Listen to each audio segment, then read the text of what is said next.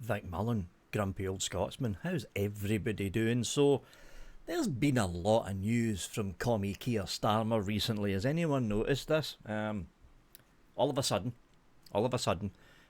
Commie Keir, along with the Australian Prime Minister and the Canadian Prime Minister, all suddenly declared that they're going to recognise Palestine as a state. That's not what this video's about, though. That whole Palestinian state thing, that deserves about 2 or 3 videos all by itself. But made me think, hold on a minute here. What's actually going on? What's actually going on? Because for Starmer to suddenly say, oh, Palestine is now a state, there has to be a reason. Because you don't just suddenly pop up out of nowhere and then essentially recognise Hamas, a known terrorist organisation, branded a terrorist organisation by the United Nations. You don't just suddenly pop up and recognise Palestinian or Palestine as a state, and therefore the Palestinian government that happens to be Hamas, a terrorist organisation, as a legitimate government. Something else is going on here. So I dug a little bit deeper. Keir Starmer is betraying British children. And here's why. This kind of flew under the radar because of all the other stuff that's been going on over the past couple of weeks, like Charlie Kirk, for instance, Charlie Kirk's assassination, that Ukrainian woman that was basically murdered on, I think it was a Chicago tube train. So all this was going on, and this flew under the radar. Let's have a look. This is from Andre Roden Paul on the BBC website. A group of severely ill children has arrived in the UK from Gaza for urgent NHS specialist medical care, the UK government has confirmed. The children are the first to be brought to the UK for a treatment as part of a scheme coordinated by the government. According to the World Health Organization, 10 children were medically evacuated along with 50 companions.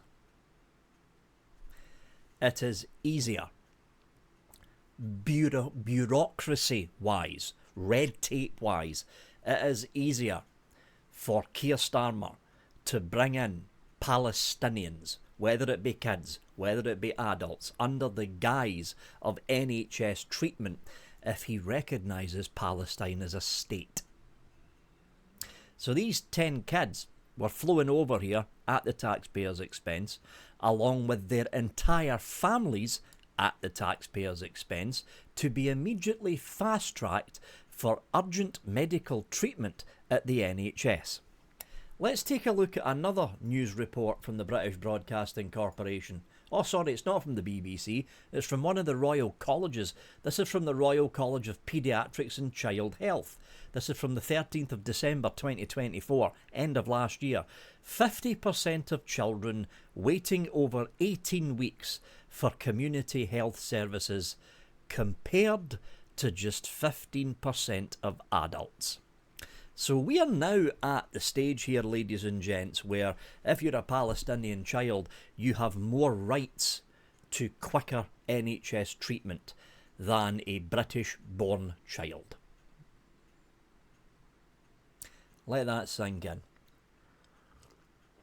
The fact of the matter is, according to the Royal College of Paediatrics and Child Health, one of the Royal Colleges. So for the people outside the UK that don't get this, you've got the Royal College of Physicians, the Royal College of Surgeons, the Royal College of Midwives, the Royal College of Paediatrics and Child Health, and I think there's 3 more.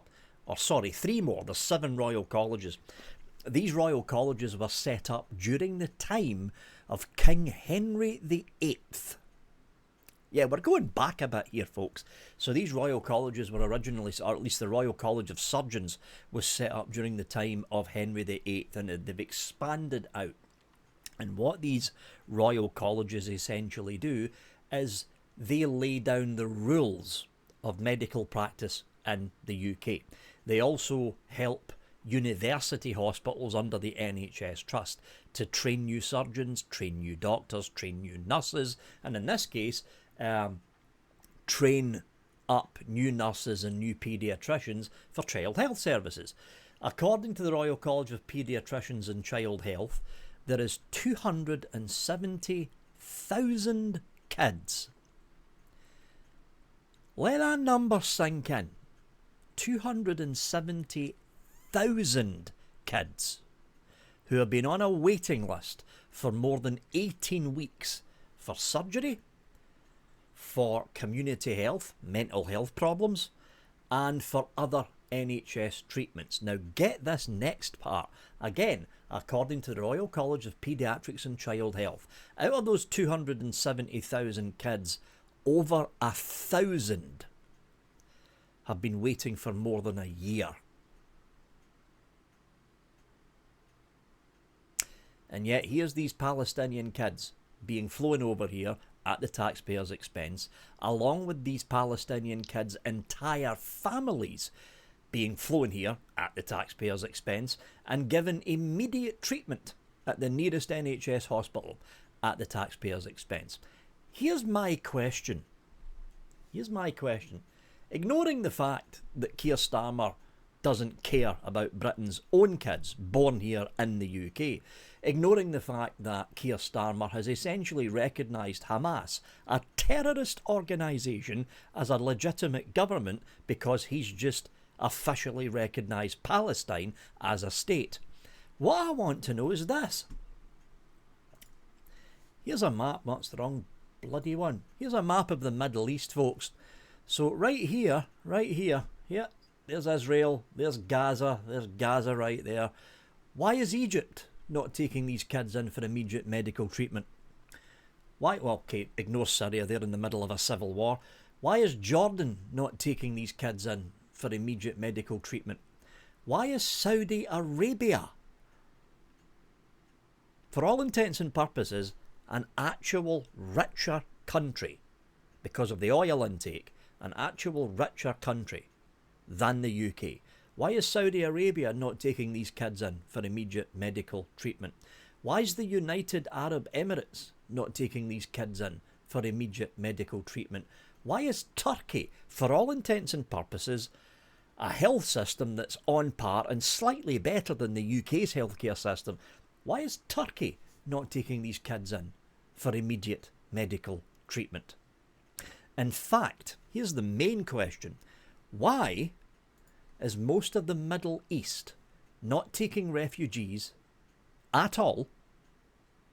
Egypt has basically put a wall up against Gaza and the south of Israel to stop the Palestinians coming in.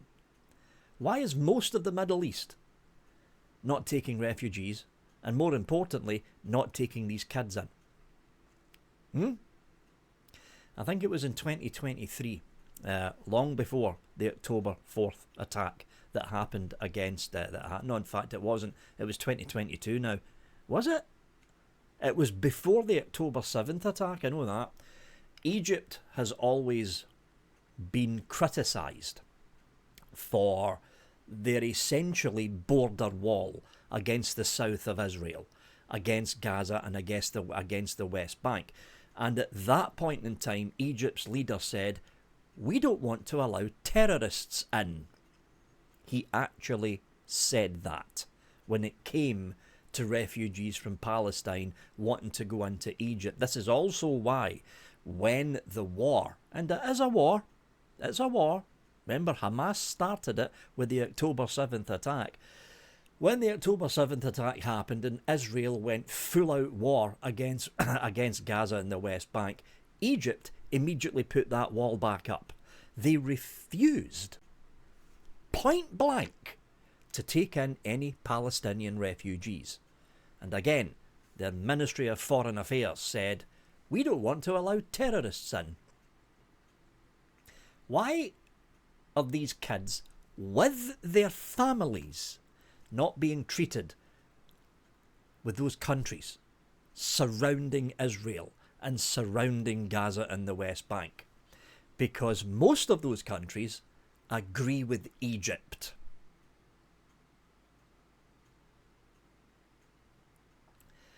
So what Keir Starmer has essentially done here, folks,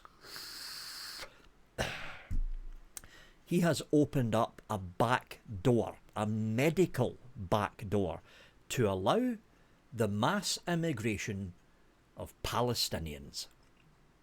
And along with those Palestinians, you're going to get members of Hamas coming into the country. Yeah. All under the guise of emergency medical treatment for Palestinian kids. So where's the emergency treatment for British kids? What about the thousands of British kids that have been waiting for more than a year for NHS help? What about them, Keir Starmer? What about them? Keir Starmer has betrayed British children. And not only that, he has underhandedly supported a terrorist government because he supported a Palestinian state. The second you recognise a state, or you recognise a country officially, you're also recognising the government of that country. I knew something was going on in the background, because for Keir Starmer to pop up suddenly and say he recognises Palestine as a state, I thought, hold on a minute here. You were just meeting with Donald Trump. No doubt you were talking about the Israel war against Gaza and the West Bank. Now all of a sudden, 2 or 3 days later, you're popping up saying you recognise a Palestinian state, knowing that in recognising the Palestinian state, you're recognising the terrorist organisation that's the government of that state. Something else is going on in the background here. Turns out I was right. They're shipping in Palestinian kids, and they're using the Palestinian kids as an excuse to also ship in that kid's entire family with no background checks at all. No checks on the individual adults at all. They're just shipped straight into the UK. Some of them are going to be members of Hamas.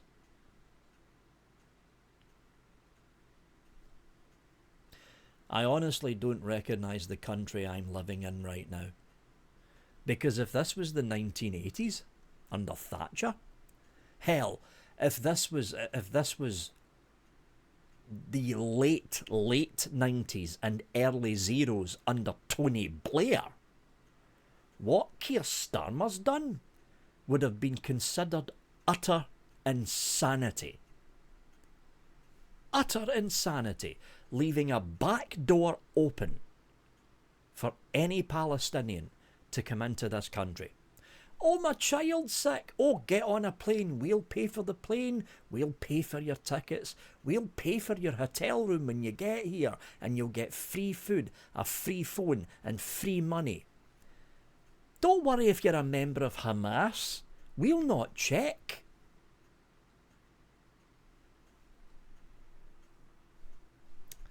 And at the same time, 270,000 British kids are begging for NHS treatment.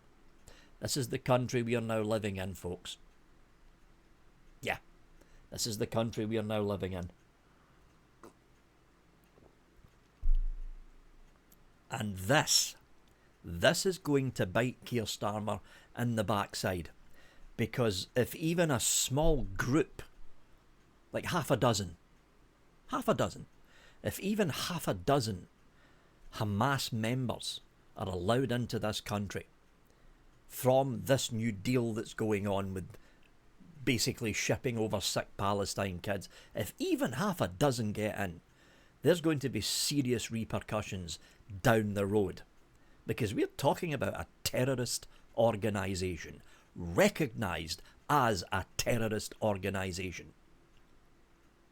And Keir Starmer's just opened the door to all of them via a back door about treating sick Palestine kids. It's like, what? So we've got to do it because the rest of the Middle East refuses to do it because they don't want to allow terrorists in. So we're doing it then. utter, utter insanity